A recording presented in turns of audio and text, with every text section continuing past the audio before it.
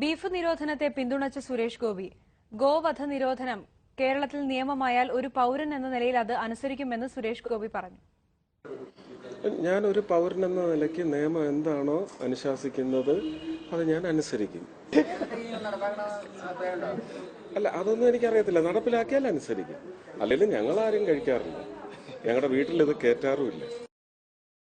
4 ദിവസം മുമ്പ് ഞാൻ ഗുരുവായൂർ അമ്പലത്തിൽ പോയിട്ട് ഒരാഴ്ചക്ക് മുമ്പ് പഞ്ചസാര വെച്ച് തുലാഭാരം നടത്തി. അതെന്റെ ഫേഷ്യൽ പാൽസി വന്നതിന് ശേഷം വിജയ് മാധവ്, അയാളുടെ അനിയത്തി നന്ദിനി, എല്ലാരും കൂടെ നേർന്നിട്ട് നടത്തിയ തുലാഭാരമാണ്.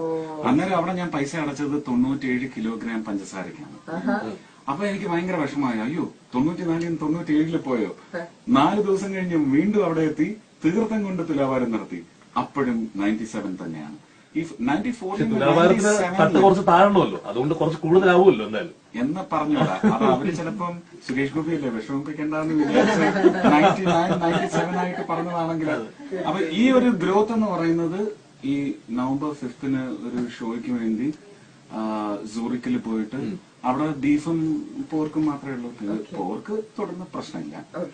ബീഫ് അല്ലെങ്കിൽ പിന്നെ കുറച്ച് ഇലകളൊക്കെ കഴിക്കേണ്ടി വരും. അത് എന്റെ ടേസ്റ്റ് ബഡ്സ് ചിലപ്പോ എനിക്ക് കർമ്മത്തെ അടിയ തരും കഴിച്ചിട്ട് ബീഫ് 4 ദിവസം കഴിച്ചതിന്റെ ഒരു ആഡ് ഓൺ ആണ്. ഞങ്ങൾ ആരും കഴിക്കാറില്ല.